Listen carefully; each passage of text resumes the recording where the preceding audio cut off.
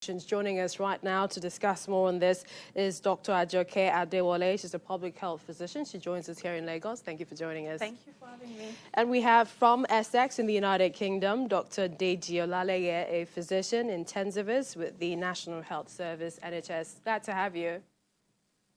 Thank you, Millicent. Let's begin with you, Dr. OLALEYE. How is Essex beating the coronavirus? Thank you. We're not doing too badly in Essex, actually.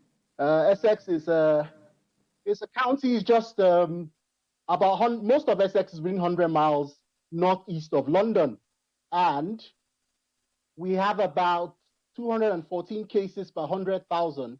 So for a population of 1.5 million, that puts us about just over 3,000 cases. So we're not doing too badly overall when you compare to the rest of the country.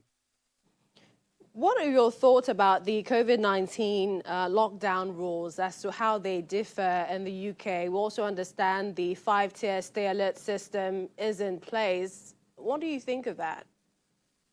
Well, I'll take your question from behind, your questions from behind, rather. So the 5-tier stay alert system, it's more of a sort of barometer. It's an indicator for us to assess where we are and the severity of the lockdown measures that need to be initiated at any point in time. There are 5 stages, just as you rightly pointed out, from low to mild, to moderate, to substantial, to severe, and to critical. So the key thing is it will be like a reference point where from time to time we assess where we are and we'll determine, the more critical we are, the more severe the cases are, the more intense our interventions in terms of lockdown will be. At the moment, with effect from yesterday, there's been a sort of reduction in the degree of measures that were implemented at the start of the lockdown. Now people are allowed to go out more than once for a duration that can be unlimited, so to say. They are even allowed to drive as far as they can, provided that they return the same day.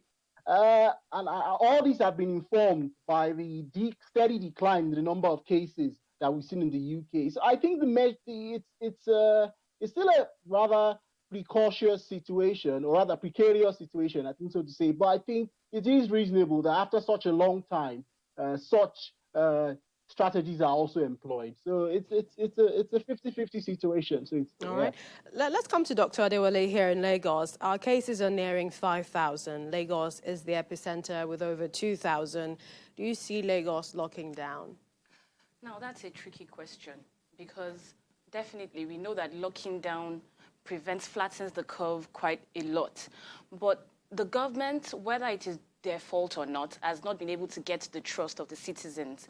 A lot of the, citizens during the last lockdown did not receive any palliatives. Some even lost their jobs after the lockdown. So telling them to go into another lockdown is quite demanding, although we know that it will definitely reduce the incidence of cases in our society. In fact, I saw something on Twitter the other day. The Lagos state government was creating a poll, and I saw the level of responsibility citizens took. More than half of the people wanted a lockdown. That shows that people are committed to flattening the curve.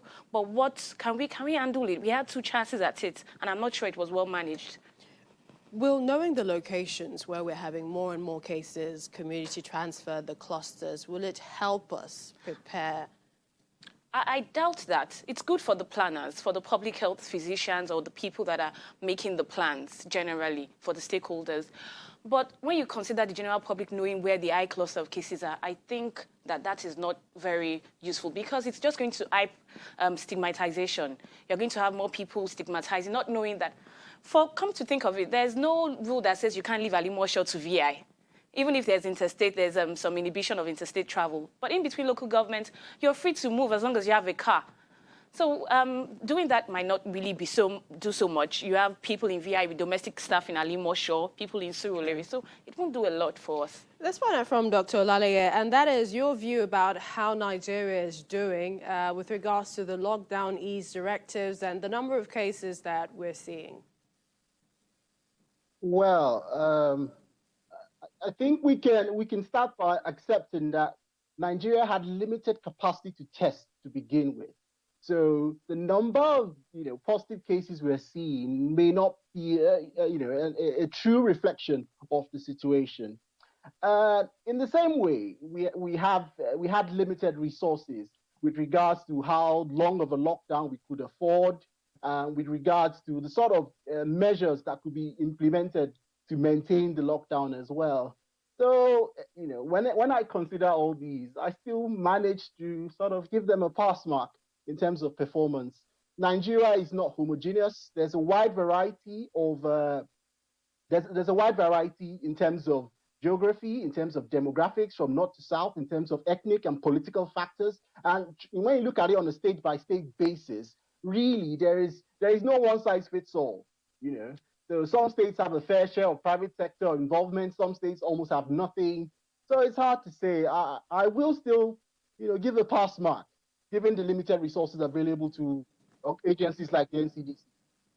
Especially testing. But we heard that it's compulsory now to wear the face mask, according to the Secretary to the Government of the Federation. Does a handkerchief suffice as a proper coverage to prevent the droplets and to protect yourself? I absolutely worry. It's true that using something is better than using nothing, but this virus is so tiny. And when you consider the level of respiratory hygiene out there, it's so bad. Even with the surgical mask, before the rules came out, I knew people that were using the same mask for a week. And, these are people that use the same face masks they use to clean their face, to wipe their neck. And you know that the reason why we are using this mask is so that the outer layer protects you from the environment. So let's say the virus is stuck on the outer part of your improvised face cover, and you handle that badly. So it's a good law. It's a good rule. Everybody's just seeing what we can do. People are putting their heads together. But in terms of respiratory hygiene, we need to prioritize a lot of education about the proper use of, instead of just saying handkerchiefs that can go. All right. We appreciate your time, Dr. AJOKE ADEWOLE, public health physician, and also thank you, Dr. DEJI OLALEYE, physician with the NHS, who joined us via Skype. Thank you. Thank you.